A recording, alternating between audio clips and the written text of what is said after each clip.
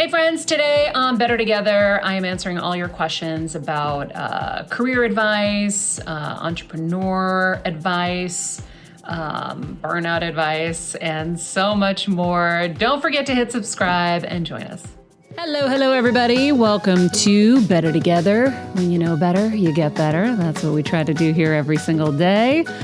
Our quote for today: fearlessness is not the absence of fear, it's the mastery of fear. It's about getting up one more time than we fall down.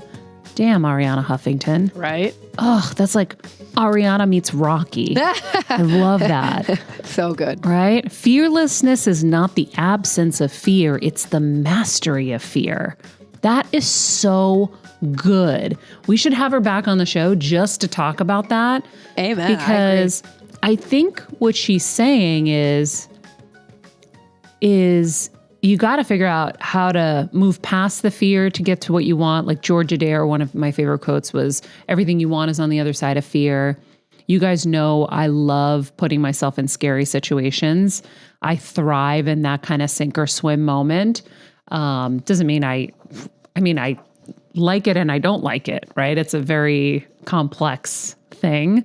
But it's the mastery of fear is maybe how to use it, to propel you forward, how to manage it. And it's about getting up one more time than we fall down. And that's, Bob Backlund, my friend and wrestler, always says, you never lose unless you quit. And it really is the truth. When I was growing up and I started dreaming about being in this business and making it big someday, I always thought to myself, well, if I make all the right choices, like I would envision a ladder and I would envision myself kind of climbing that ladder, and I would think of the people ahead of me are going to make poor choices. Someone's going to date the wrong person. Someone's going to start doing drugs. They're going to make poor choices and they're going to fall. And I'm just going to keep on climbing, just keep on steady and keep making good decisions after good decisions and staying as good and on the straight and narrow as I can. Doesn't mean you're perfect. Doesn't mean you don't make little teeny mistakes or whatever, but I also used to say I'm going to live my life like I'm running for president, because I always said I was going to run for president someday. And so I was like, I got to stay out of trouble. I got to keep clean. But I always envisioned it like a ladder. And if I kept to it, I would make it. That was just how I thought about things in my head. If I just stick with it, eventually my endurance will win out. And it happened a lot faster than it does for most people. But I do think that mentality will serve you in the end. It's really about kind of that persistence and perseverance. A lot of the P's are really important. And it's like you said, right? It's not overthinking the perfectionism element of things. It's just doing it and doing it to what you think is the best choice or the best way, but it's doing it. Yeah. And I think that you did a lot of those things. You just did it. You wrestled. You didn't know if you were going to be good. Mm-hmm. You just did it. So I think that that's such a good lesson, because so many of us, when I posted on the Better Together account, asking people for questions for you. A lot of people, it's fear. How do you get over fear? Mm-hmm. Fear of starting a business, fear of getting into the business, especially women. We are crippled by fear and judgment. And it's I look at you and you could have been like, hell no, I'm not wrestling. I'm going to look silly. And you didn't, and you did it, and you were great, know? So I think I do it despite the fear. Correct. Yeah. It's funny. So, before we get any deeper, what up, Heal Squad? Thank you for being back with us here. We're going to be rounding out Badass Female Entrepreneur Week, apparently, as Kelsey sprung on me, with me. Yay! But how appropriate, because last night on the plane ride back here, I started writing my course. So I'm going to do a small course with Boss Babe on how to be a broadcaster, kind of how to hone your interviewing skills, and share some of my tips and tricks. And I'm terrified. I'm like, a course? Me? Why am I going to do a course? I don't know. First of all, I don't know how to do this. I was terrified at the whole thought. Meanwhile, one of my other mantras was always, if someone else has done it, I can do it. Like there's no excuse. If someone else has gone to the moon, I can go to the moon. If someone else has run this race and survived, I can run this race, whatever it is. That's always helped me with fear because I'm like, why would they be any better than me? I can do it. If they can do it, I can do it. And so it's harder as you get older, by the way. So now there's so much more doubt that creeps in. I'm like, oh my God, creating a course. This is like a mountain I've got to climb. And so Danielle Canty from Boss Babe was like, oh my God, we're here to help you. We're going to do this. This is so cool. We'll introduce your audience to this. Maybe this is something they want from you. And maybe this is something you'll enjoy. So she's like, dip your toe, try it. And so we'll have them on before my course goes live with them. I think it might happen in early February. I'm shooting it in January. But I was on the plane and I was writing kind of my story and my things. And it's funny because a lot of people have to kind of almost manufacture their credit, their credentials. Like, okay, I worked really hard and I did this. I made $1 million and you can too. And it's like, oh shit, I've done a lot of stuff. Like I can't even fit my credentials in the opening paragraph. I was like, whoa, okay, maybe we'll cut out all this stuff and just keep it to this part of the world that I was in, right?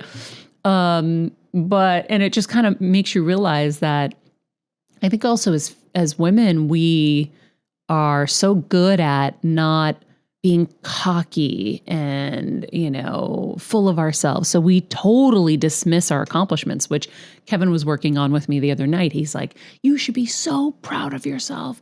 You made your first $1 million before 25. You did this, you did that. You took care of your parents. You did all of it. You handled all of it. And I was like, oh yeah, I guess I kind of did. Like there might be a moment where I'm like, I'm proud that I really took care of my mom and whatever, or a moment of, oh, wow, I'm really proud I actually went forward with WrestleMania, even though I'd busted ribs and broken feet and the whole thing.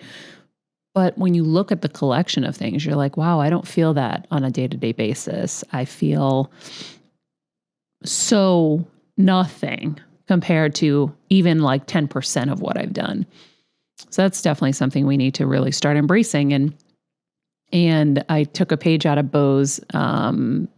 John, the CMO of Netflix's page, where she talked about creating her hype crowd. And, if we don't hype each other up, I mean, how are we to even know what we've done? Because I know in my work environments, my superiors, generally speaking, 99% of them wanted to hold me under, keep me under their thumb or under their foot, tell me that I was shit so that I wouldn't renegotiate for more money because I was bringing ratings up. I was bringing the stars in. I was winning for them, which only means at the next contract, you're going to have to pony up. So if we teach her that she's shit and we really reinforce that she's shit enough, she won't ask for that. Or she won't know her value. She'll keep thinking she has to prove her value to us, which is another manipulation technique where it's like, oh no, you're not that great. So then you feel like, oh, let me please you. Let me show you how much more I can do. And that's what I was doing, right?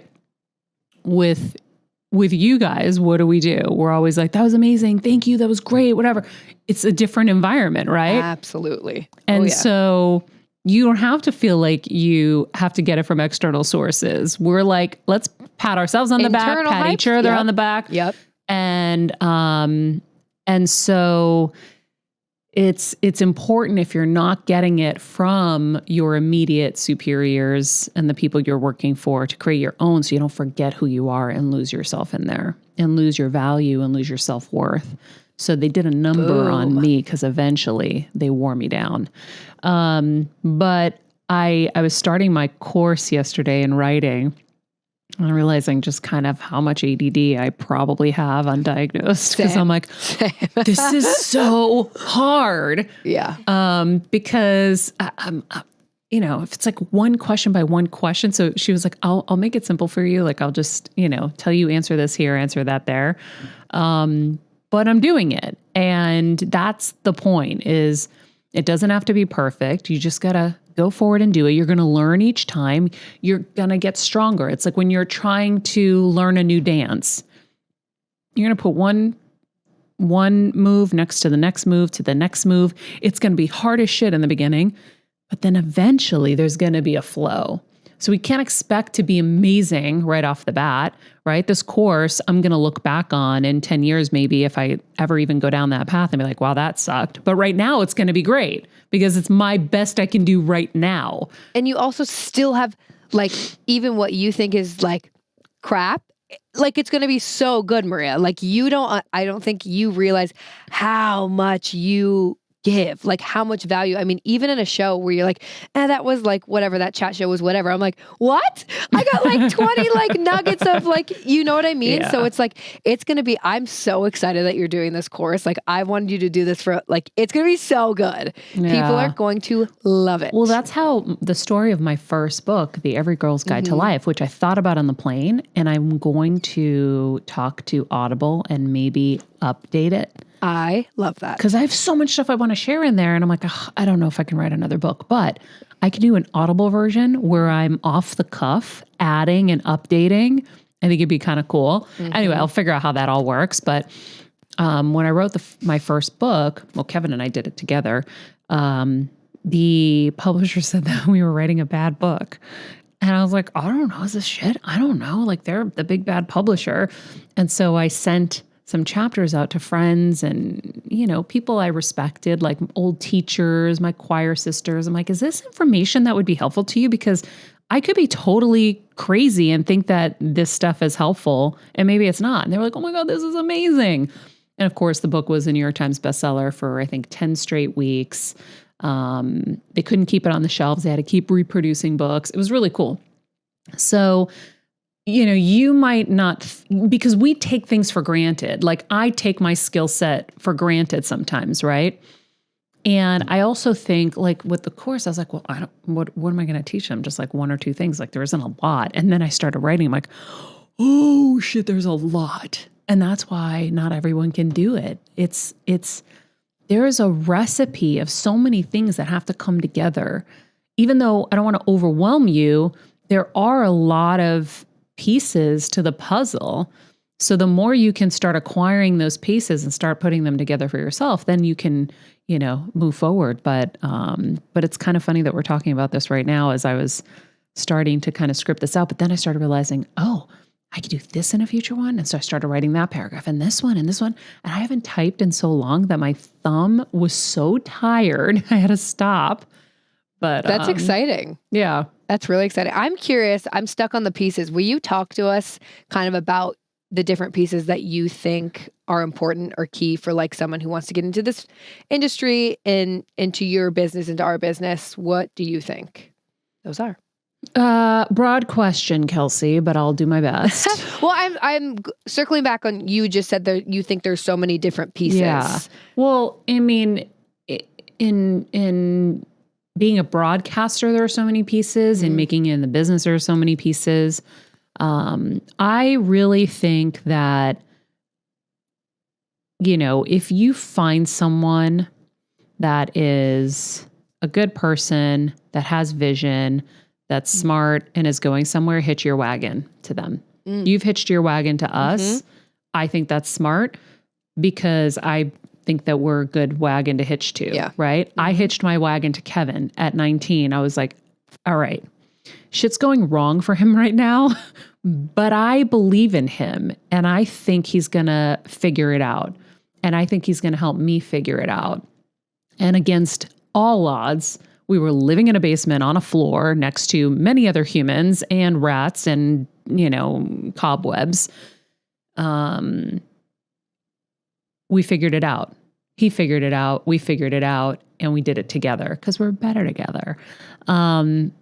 So if you don't know how to get in, find someone that is and work with them. So Kevin's been mentoring this girl, Mackenzie, who's been a part of our world and life for a long time. We threw her wedding at our house in Connecticut.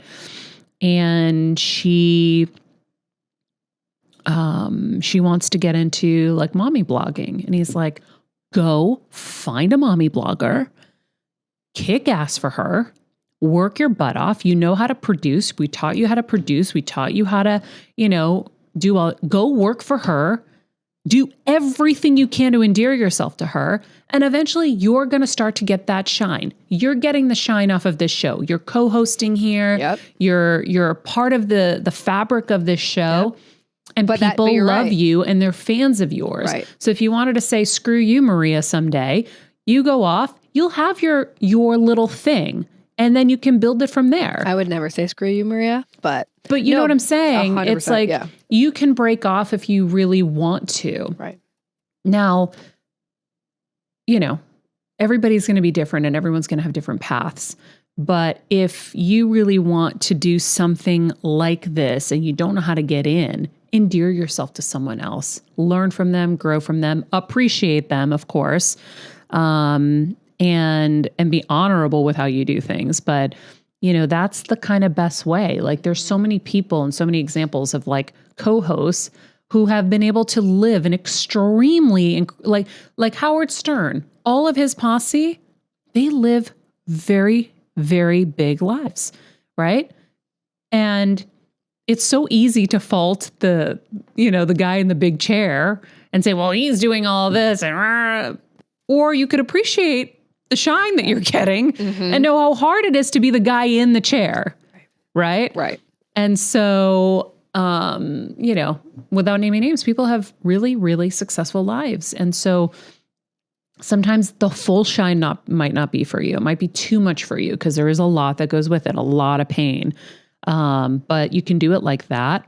I always say, that's the easiest and best route in. Everybody needs help.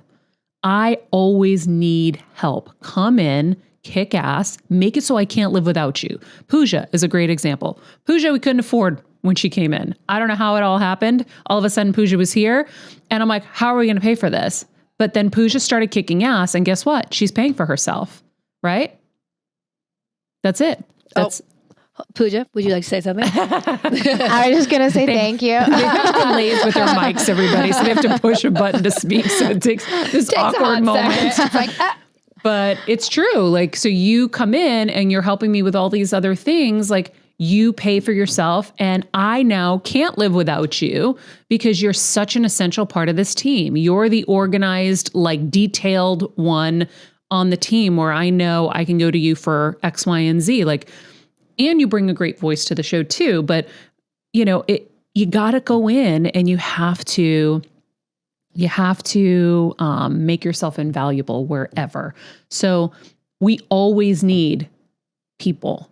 So go be that person for somebody and learn and grow and be essential to their team and you will figure it out from there. And I think too, it's like, I love that, Maria. And I think don't get discouraged if the first person you try and hitch to isn't the right person. Like I have hitched myself to many people that have not been the right people. Kevin, Maria were my people. They were my right people. And I knew it going into Afterbuzz. I was like, I want to hitch myself to them. Then I met Kevin and I was like, yup. Then I met Maria and I was like, yup. Like, so I think don't be discouraged if, like Ariana said, it's like getting over that, like doing, what was it? One more time over. Getting up one more time, then we fall down. Exactly. And that's the thing. So then the other part of it is once you're in, it's hard, people. Again, it's not for everyone. The pace of trying to win on a higher level, whether it's being a doctor, doctors are working around the clock. We know Dr. Aaronin working round the clock, holidays, weekends, busting ass. Okay. Nothing worth it comes easy. Unfortunately, it just isn't. I wish there was another way. There isn't. And there's going to be a period of time where it's got to be like that. And then it gets easier in some ways and harder again in other ways. So there's a lot of cycles to it, but it's not easy. And when you're called on to rise, you have two options. And we've talked about this, Kelsey. You've had a moment where you're either going to rise or you're going to crumble under the pressure. And you rose. But I've seen 99% of people crumble and then they make it your fault. And is it their fault or is it that you couldn't step up? You couldn't see past your defense mechanisms to say, oh, this is an opportunity for growth. Oh, they're sharing this with me for my better growth. It just sucks because I'm going to have to like adjust, change, push a little harder, whatever it is to get to that next level. Everything's a level and it's a leveling up, and you're going to have to stretch to get to that next level. And it's really hard. It's really hard. Kevin looked at me so many times. I wanted to kill him. So many times he was like, honey, I don't know how to tell you this, but we're in a jam. They're doing X, Y, and Z to us. The only way out is to work harder. That's the only thing I can see. We're going to have to work harder. He's like, I'm going to do everything I can to support you, but we're going to have to work harder. And I'm like, how much harder can I go? You're like, I'm sorry, what? It's like 48 out of 52 weeks, 7 days a week. How much harder can I go? But you can. And you do. If that's what you really, really want. But if you really just want a simpler life, you have to be honest with yourself and the people around you. You know what? This isn't for me. And that's great. Right? By the way, same thing for me. I'm not on the same pace level that I was before. I can't do that. So, so you have to be honest and have time to kind of reflect on what you really want. And at each juncture, things kind of change. But yeah, it takes a real determination, a real will, a real level of endurance, and the ability to continue to morph and change and grow. I'm just sitting in here, like, I love when RGF, something that Kevin says, and then you say are like the same. Literally last week we talked about knowing what you want versus what you really want. Oh, yeah. If you want to be healthy, but you're smoking 6 cigarettes a day, no, what you really want is to smoke those 6 cigarettes. It's not to be healthy. So anyways, I love it. I think that's like, it's true. It's so true. Know what you really want and be okay with if it's not, at the end of the day, getting into the industry or whatever you want, like you said, just to have an easier, happy life. That's fine. Be okay with that. Yep. But know what you really want. Anyways, I love that. Yeah. Yeah. And pushing through fear is a really, really big one. Yeah. It's a really big one. Like I'm having to kind of push through different fears now. And it's hard. You have to come out of your comfort zone. You have to like put yourself out there, and, but that's the only way to get to the other side. Yeah. And I think it's important, especially for young people right now, like my age, who are getting into the industry, to know it's going to be so scary. Like when I first started, it was so scary. Not because you guys were scary, but just because I've never done this before. Like this is my first like real job. And I think a lot of my friends right now too, everyone's kind of getting over the hump because it's been like, a few months into all of our jobs, but it's like you're scared shitless and you're like, what am I doing? Like and if something goes wrong, it's on you. Like you can't just put it on anyone else. Like now it's you're the person who has the job. Like, when you're an intern, it's like, okay, your supervisor should have checked, blah, blah, blah, blah. Like if I do something wrong, it's not on Kelsey, it's on me. It's not on you, it's on me. And so just knowing like it will get easier. Like you'll get in your groove, you'll get in your flow. You'll start to acclimate and you'll start to adapt and it'll be fine. But no, like I think it's good you're saying, like there's going to be a little hump and it's going to suck. Maybe in more places it'll suck less. Like here, it didn't really suck that bad. It was just scary.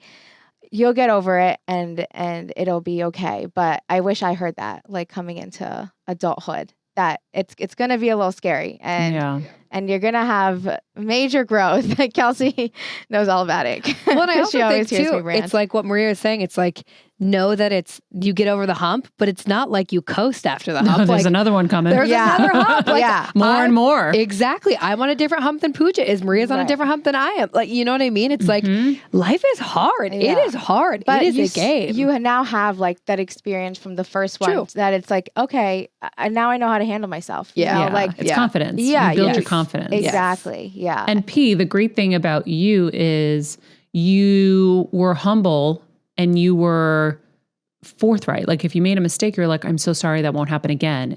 And I believed you, right? And I know as someone who, is a lot more experienced. By the way, I had my first assistant, I think I was 23. That's so crazy. Wow. I didn't know what the fuck I was doing. I feel so bad. I thought they were supposed to be superhuman and do everything. That's what everybody told me. They're like, they would give you the sheet. Like, this is what you need to send out for your resume. Like, you want them to do this, and this. And I'm like, oh, okay, that's how they do it. So then you think that this person in the job of an assistant is supposed to be Superwoman or Superman. They're supposed to know everything. Like there was an assistant for Tom Cruise who told me that if she heard him from the other side of the room say, "Oh, I want to see that movie," she would have it in his hands like the next minute. Like she was super like human. And so you're just kind of feeling your way through, and I'm bumping my head trying to do 20-hour days and all this stuff. And now I got to manage this person, and they're disappointing me at every turn because they're not superhuman. So I'm definitely a whole different person now in this position than I was when I was younger, because I didn't know what the hell I was doing. And I had such expectations. And I feel so bad. Luckily, 90% of them are still in my life and love me because they know I'm a good person and I love them. But I'm sure there are a few who are like, she's a nightmare. And I'm like, I didn't know. But I think I forget where I was going with this with you. I think that, I was saying I'm in a different position now where I know you're not supposed to be superhuman. I know that you're going to make mistakes, and I have to have the patience and the empathy to say, okay, I'm going to ride with you and keep teaching you so that you can know what I need, how I need it done, blah, blah, blah, because everyone's going to have their ways.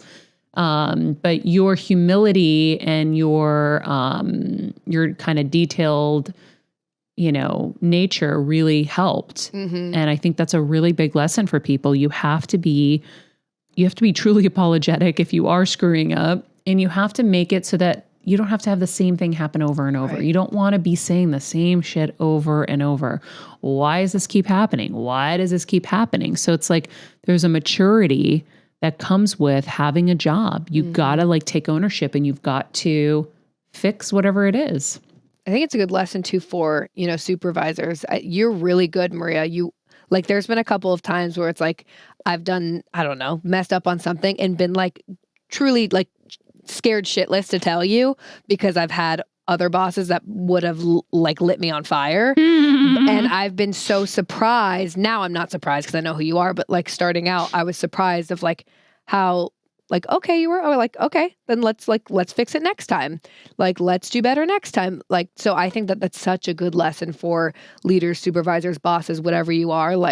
Know that your assistants or your whoever is they aren't superhuman, and they can't do everything. So if they are going to say that they will fix it next time, then it's okay, they mess up the same thing 14 times. It's that's a little bit of a different story. Right. Right. That's fair. That's fair. That's very fair. That's fair. Yeah. But you're really good at I can think of a couple where I was oh my God. And then you didn't bite my head off, which I was wait, what? That's never happened to me before. Yeah. So well, anyways. Here's the key is if I know you're working hard and you're really trying, what am I going to do? Right. I can't. There's no way. But if you're, screwing around and you don't care and it's obvious, then it's going to be a problem and it's not going to last. But I think it was when I had surgery and I was off the crazy pace and the merry-go-round, because when you're in that pressure position, and I was telling Erica Nardini this, I did her podcast while I was on the East Coast. I said, I saw this quick headline recently about a 24-year-old who had built this $1 billion business. 24, okay? And her employees were taking her down. And they were like, it's so crazy that, it was so toxic and all of this stuff. And I was like, I really challenge any of those people to think of what they would be like at 24 running a $1 billion company. No one's perfect, okay? And yes, it might be, I don't know anything, but I do know how hard it is to run a ship. And at 24, you know nothing, okay? So you're just trying. So you got to have some room for empathy and say, okay, maybe this isn't for me. Maybe she's going to learn, or I should just leave this situation. This isn't working for me. Find something else or whatever. But it's really hard when you expect the same from people who were in high pressure positions. So for me, I was, before I, had my brain tumor, I was hosting E! News, trying to, going through IVF, which that stuff makes you crazy, for sure. I called my doctor one day and I said, I want to drive my car through a brick wall, and I mean it. And she goes, stop taking the meds. Stop taking the meds. I'm like, okay. And I didn't know the tumor was growing in my head with the hormones being increased. So my head was exploding, like the pressure was so bad. So anyhow, my mom had been diagnosed with, stage 4 brain cancer. Like there was a lot of pressure on me. So yeah, am I going to handle myself the best possible way? No, it's not. It's just not easy to. And you're going to have your moments. But I think it was after surgery where I realized, what are we all thinking in this business? We all think that assistants are supposed to be superhumans. 90% of the ones that came my way had never traveled out of their state, have never left California. Why am I expecting a 20-something-year-old to book my travel accordingly? I've traveled for now 20 years. How am I expecting them to know even a hundredth of what they need to know if they've never even traveled? What are we all thinking in this business? But that's kind of the norm here is this is what you should be expecting of someone. And I laughed recently because a friend of mine is looking for an assistant. And she sent me the call out sheet. Like, this is what I'm looking for. And I literally cracked up laughing because I know she got it from some other executive who interviews for assistants, who also is looking for that superhuman perfect person that does not exist. And I was like, you're never going to find this. This is insanity. You think that someone in their early 20s is supposed to be a marketing expert, be a sales expert, be, an executive, running your company, doing deals for you. Like, what are we friggin' talking about? But it's this thing that just kind of happens, and an expectation level that just is passed on and passed on. And I only realized it after I had some time to just stop and think. I was like, this is crazy time. So that's when I stopped having assistants. I was like, I'm not doing this anymore. First of all, I'm going to know how to do my shit better than anybody. I'm done. That's it. Now, I keep making the mistake of trying to do my own travel, and I don't know why. I do farm out my big trips.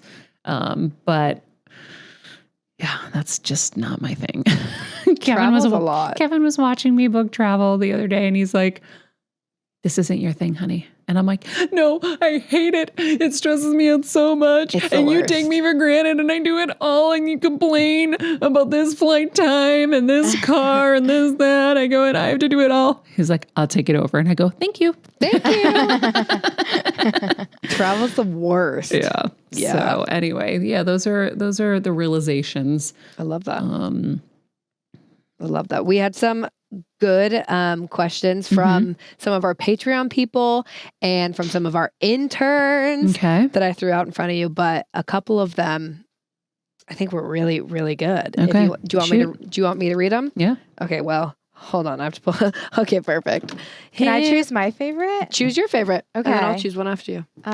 This one was about burnout. So, that's the one I was going to do. Oh my God. So a Patreon member asked, what are some long-term and short-term tactics you use to combat burnout? Well, as someone who deals with extreme fatigue on a daily basis, I'm still figuring that out. Yoga Nidra has been really, really helpful because I will stop once a day for sure and do it in the middle of my day till it kind of replenish and get my head not to hurt anymore. And then I will do it in the mornings as well. So now I've definitely kind of upped my Yoga Nidra game because it just feels so good. And then what I used to do is I used to take like a half a Friday off where I would tell my assistant at the time, I would say, hey, nothing gets scheduled, Friday past noon. Anything has to get done before then. When I'm done with the show, I am out and I am done. So those moments when I was kind of burning out or exhausted, I would do things like that. I would have a day where I just don't use my phone. Where I'm like, okay, today I'm going to leave my phone. I'm not going to use it at all. And the world's just going to have to go round. And I would do things that would replenish me. You have to be careful depending on where you are with burnout. Going on a hike might actually hurt you more than help you, but you have to kind of feel it out. Like, am I going to be more tired or is this going to reinvigorate me? So I would do things that I know fill my cup, and nature fills my cup. It makes me feel so good. So maybe I won't go on like an extreme hike, but I'll go on a walk through the neighborhood where I can smell the roses and feel good.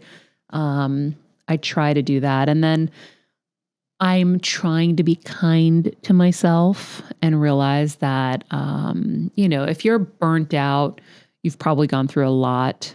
And so I have been burnt out. I've gone through a lot. I've had a lot. And so I don't always succeed. I try to be compassionate with myself and try to remind myself, like, you've been through a lot. Not everybody goes through major brain surgery. Not everyone has to watch their mom go through major brain surgery. Not everyone has a dad who keeps soaring through the sky and hitting trees with his minivan and crashing. Guys, did I show you the newest picture? No. My dad showed me the picture. They went back to the scene of the crime.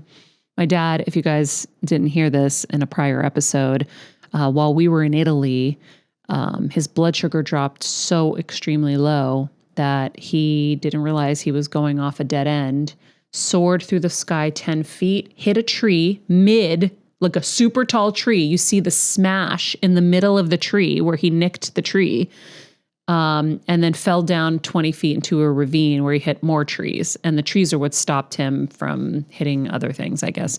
So, like we...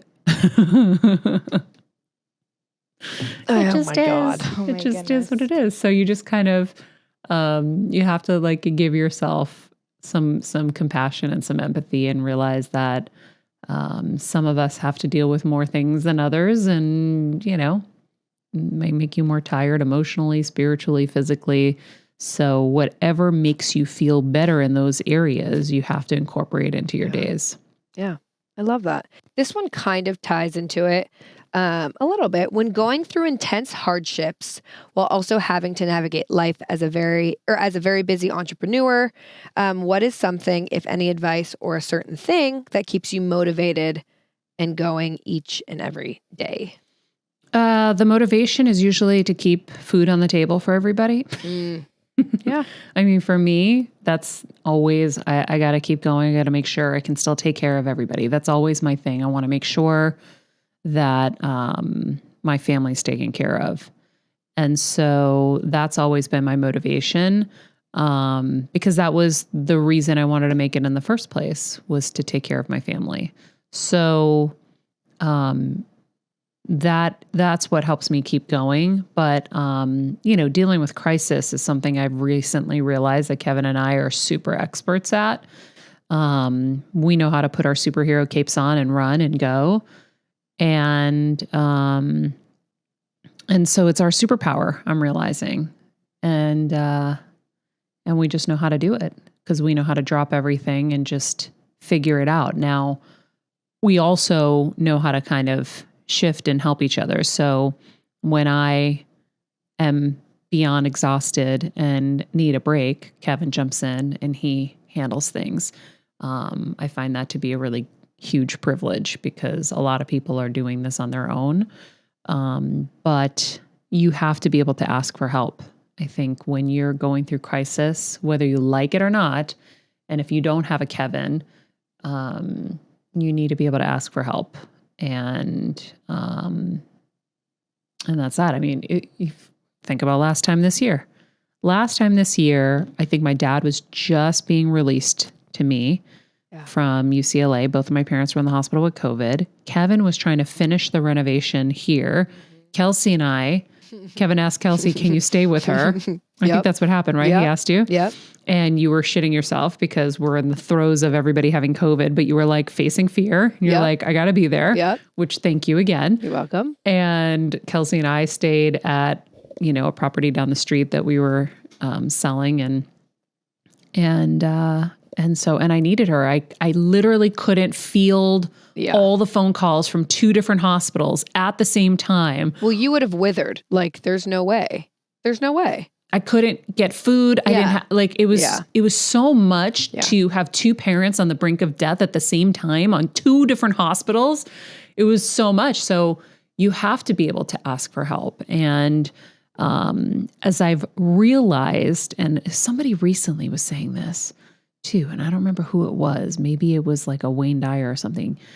The people you think are going to be there are not the ones who will be there. You'll always be surprised. And now, having had, I think it was with Diane Gray, our grief doula, we had a special, our Patreon heal event with her.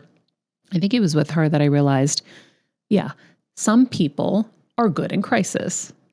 And those are the ones who are going to put the superhero cape on for you. The ones that don't, we have to have some empathy for, because even though we wish they would do for us what we do for them, that's us having expectations, and expectations are always a setup for letdown. And no matter how much I know that, I still fall into that trap. But it's always going to be the people who are good at it. So make sure you have at least one of those people in your posse, right? That was like Evie Pomporis. Literally, when my parents were in the hospital, she's like, honey, I'm getting on a plane and I'm coming to help you. You can't do this alone. And I'm like, both my parents were just released to me. They both have COVID still. You can't get COVID. I'm not going to, no. Like, and she was serious. She really would have gotten on a plane. She meant it. And I know it. And I'm so grateful to have people like her in my life and you who will, in those moments, set fear aside and say, somebody needs help. Yep. Yeah, and I think, it's massive. You have to ask. Like you said, you have to ask. Mm-hmm. Okay, here's another one. Okay. What are some of the biggest challenges you've faced as an entrepreneur? And when you decided this was the path you wanted to take, what was the process of starting? Like, what did that look like for you? I think the hardest part about being an entrepreneur is figuring out how you're going to pay for everything when money isn't coming in. And so with Afterbuzz, for example, we deficit financed that company for over a decade. And at some point when I wanted to shut it down, I remember it was right after my surgery. I think I did a speech there and shared my story with everybody. And there were letters that had come in prior from a couple of people who said how much it changed their lives being at Afterbuzz and learning from us, and how much their lives were impacted in ways that we would never know. And these beautiful letters just like poured in right at that moment where I was like, huh. And I remember Joan Rivers had said, I remember hearing a story that she would put all of her housekeepers' kids through college and how important she thought it was to have an education, and how she went to that expense to make sure that they were educated. And I remember hearing that when I was younger and being like, that's amazing. I want to be able to do that someday. And then I realized, oh shit, I'm doing that. Like, we have hundreds of kids who want to be hosts, who want to do what I do. And we've built this platform where they actually get in instantly. They're on camera.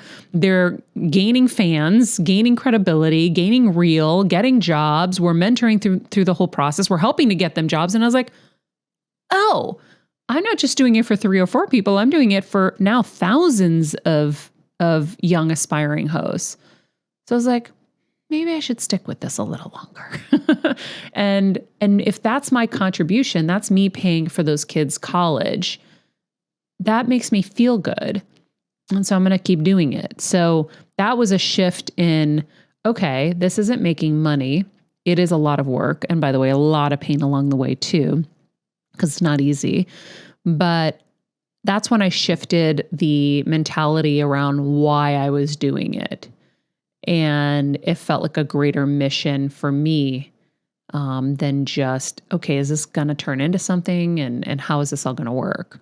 And so, we had to take a break during COVID for obvious reasons. And also my mom was getting worse and I had to shift funds in that direction. But I'm really proud of what we did. and how many people that we helped. Oh my God, yeah. I love that. No, Afterbuzz was the best. I remember when I heard about it for the first time, I was like, wait, is this a joke? You just go and you get accepted? Because here's the thing, right? And I don't know, most people probably know this, but if you want to be a host, they tell you have to have experience and you have to have a reel. Mm-hmm. But then to get an agent. To get an agent. But then how are you supposed to get that if no one's giving you the time? So it's like, what do you do? It's this catch-22. And I remember hearing... You can't get a job without an agent. You can't get an agent without the job. So it's the chicken or the egg. Exactly. So it's like, okay. And I remember hearing about Afterbuzz and I was like, wait, what? It's like this glorified grad school where like, and Maria's the biggest name in the business and she's the best. So it's like, anyways, it was the hot second I was there and now I'm with you forever, but it was the best thing in the whole world. And I miss talking about TV every day. Yeah. Every day. But okay, here's another one, Maria. I like this one a lot. If my phone will unlock. Okay. Ooh. When someone in the family becomes successful, I know it can cause resentment. How do you handle jealousy? Not well. Not well. That is a challenge. Yeah. That's a huge challenge because I'm successful, I'm also so happy for everybody else's successes. So I just don't understand it. And I also, again, I understand the shine effect, right? I look at someone in my family that just boggles my mind that after a very long separation, this person was allowed back into my life and instantly is a part of massive events, massive things, and then still couldn't keep it together and still like had to be a dick. And you're like, you could have had it all. Even despite you were forgiven, all these things were done for you. You can't help yourself. And so it's really hard for me to understand it because I'm like, if I was in their shoes, I would want to be super nice and like hope that whatever came my way, I would be like thankful for, you know? And you know, I'm someone who has shared so much of my success with, you know, various family members and stuff and gone out of my way to help people. And so, yeah, that's a really challenging one for me. And so a lot of therapy, guys. Truly, though. Currently still in it. Yeah. Yeah. It's not easy. It's not. That's why they say it's lonely at the top. And that's why, you know, a lot of times we want to quit and just have a normal life because we just wish things would be easier because it can be very painful, very lonely, very hard. And then you're like, okay, that's not really for me. Unfortunately, that's not me. And I'm not going to be happy in that situation either. So then you have to just kind of forge your own path. Sometimes you have to create your own family. I was just telling my dad this the other day when I was home. I said, Dad, you know, you have to start your new life now. You know, like my dad lost my mom, his dog, and his brother all in a matter of months. And I said, we're all forging our new normal. And it hasn't been normal for 5 years. We haven't had a normal kind of holiday or anything. It's all been hard.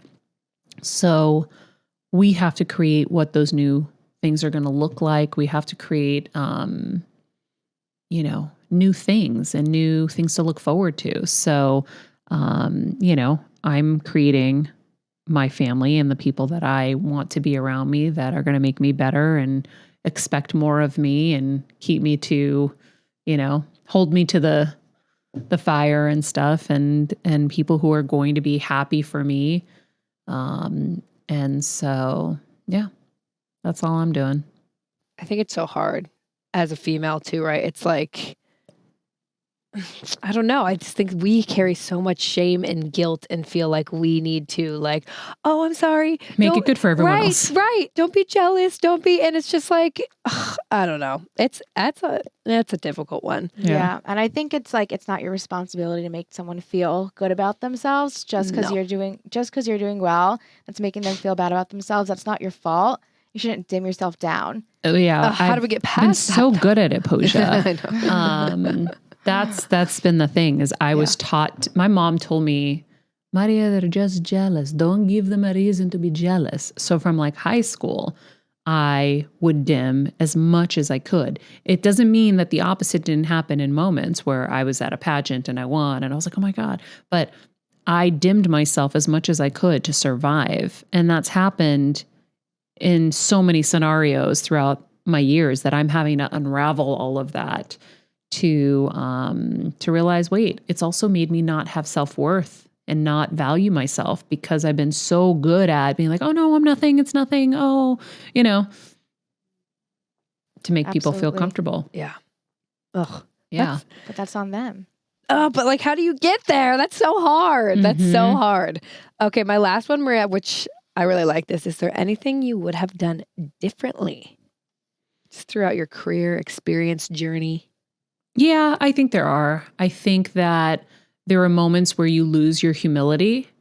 And I definitely think I fell into some traps of what I was told things were supposed to look like or how it was supposed to be, because I would look at the people ahead of me and kind of mimic behavior and stuff. And I'm like, oh, that was stupid. Why did I do that?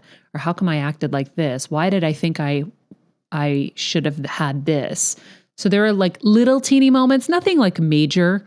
Because I think overall I was grateful and all of that. But there are moments where I'm like, I shouldn't have been looking at them. They weren't the right model. So you have to be really careful who you're taking advice from. I always say it, who you're taking advice from. And, like there were little things like they would have us do these local news cut-ins and the people around me always bitched about them. Like, oh, I gotta go do the cut-in. Meanwhile, Kevin would be like, Maria, no, you get to go do the cut-in. It's later in the day, so it makes your day longer. And they made it like such a negative thing that I was just like, oh yeah, I'm being used. And like I'm being used in a sense. And I can't believe I have to do this. And I look back and I'm like, no, that was just more exposure actually. And that was really silly of me to adopt their beliefs and make them my own. So it's little things like that, you can't pitch a perfect game. So you look back and you're like, oh, that wasn't the best way to handle that. So it's like little things like that. Well, I think you're making up for it by now sharing literally everything with us. Thanks. So Yes. There you go. That herd mentality is hard though. It's like Kev always talks about it. It's the barstool people, right? They just drag you down. It's so easy to go down because having your own opinion, you get looked at like you're crazy. And our society teaches us don't be anyway. So that's a difficult one. I always say like, oh my God, please take your advice from not the middleman, not the best friend who may be jealous of you and you don't even know it. Take it from super successful people. And so that is your best bet, because there are going to be a lot of people who are going to be like, you're being used, you're being this, you're being that. I watch people in our lives, have assumptions and kind of screw themselves out of a really good situation with really good people because they let the voices get to them. And so I'm lucky that I had a real strong rudder. So there were only like these teeny little things that, okay, that was stupid. I was so young. What did I know? Like I really was so young when I started out in this business. But yeah, I think you have to be super, super careful. Well, thank you. You're welcome. I feel like that was fun. Thank you. I want to do more of these. Okay. More Maria Q&A. Yeah. Okay. I learned a lot. Me too. I love Cool. that. I'm glad. All right, guys. Well, if you haven't hit subscribe on YouTube, please do so you won't miss an amazing episode. If you haven't rated and commented on Apple Podcasts, that is our Christmas wish. We had another amazing one that popped up recently that just blew my mind. We'll share it on our next episode because we do it on Mondays now. I understand. Mondays. But that is our Christmas gift. We want to get to 2,000 before the end of the year. So if you can hijack phones around you at the dinner table and do it, whatever you have to do. Make a new login. Make a new login, create some fake I'm kidding. But if you could head over to Apple Podcasts, we'll leave a link in the summary of this episode episode. And share it with a friend. Share the show. Share an episode that's moved you, that's changed you, that's helped you. One of the things Kevin was telling me the other night when he was trying to like really get into my head and say, you should be proud of yourself. He's like, Maria, I see the reviews that other people get on their shows. And yes, some people get way more reviews than you. He's like, and they're all like, oh my God, I love this person. They're awesome. And this and that. He goes, yours are, you've changed my life. The show has changed my life. It's transformed. It's helped me through a worse time. And so he's like, it's just a different kind of thing. And so I am really proud of that. And I'm proud of what we've all built together. And I'm proud of this Heal Squad. And so I'm grateful that we're on this journey together. And of course, I want it to grow and I want for us to reach more people. So if you can share it with people, share it with a friend, that would be incredible. In the meantime, be nice people, make good choices, and be present.